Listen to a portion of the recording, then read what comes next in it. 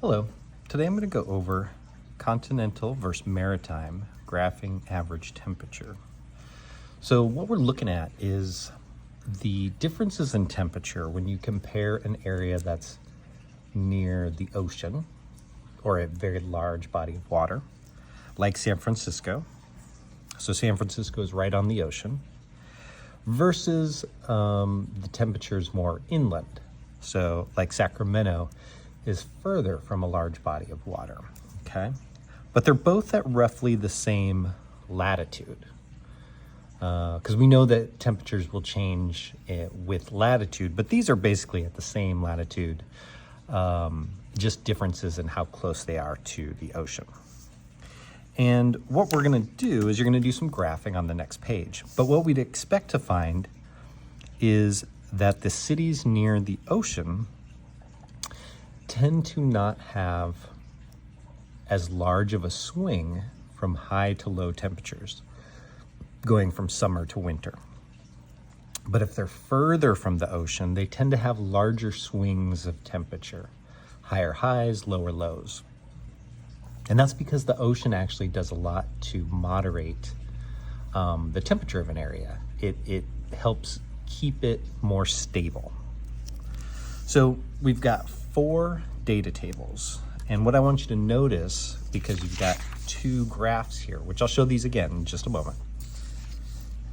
The average high, both of these are going to be placed on the first graph. San Francisco's average high and Sacramento's average high. So 2 different lines on the same graph. And then down here on the second graph, you're gonna put the average low for both cities. So let's take a look at the graph. And I'll leave it here so you can see it. But on the bottom I have month, January, February, March, all the way to December, and they're on the lines because we're gonna use line graphs for this just so we can easily compare the two.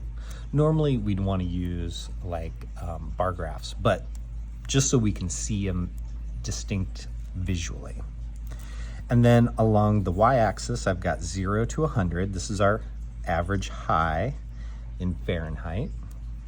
So every line is 10 degrees. And then you want to add a template that tells us what each color is representing. So San Francisco is going to be represented by blue and Sacramento by green. All right, so I'm going to do a few of these for you. Let's start with San Francisco. San Francisco in January, the average high is 58. So I find January, here's 50, 60, 58 is just below 60, right? So I'm gonna put a dot right there.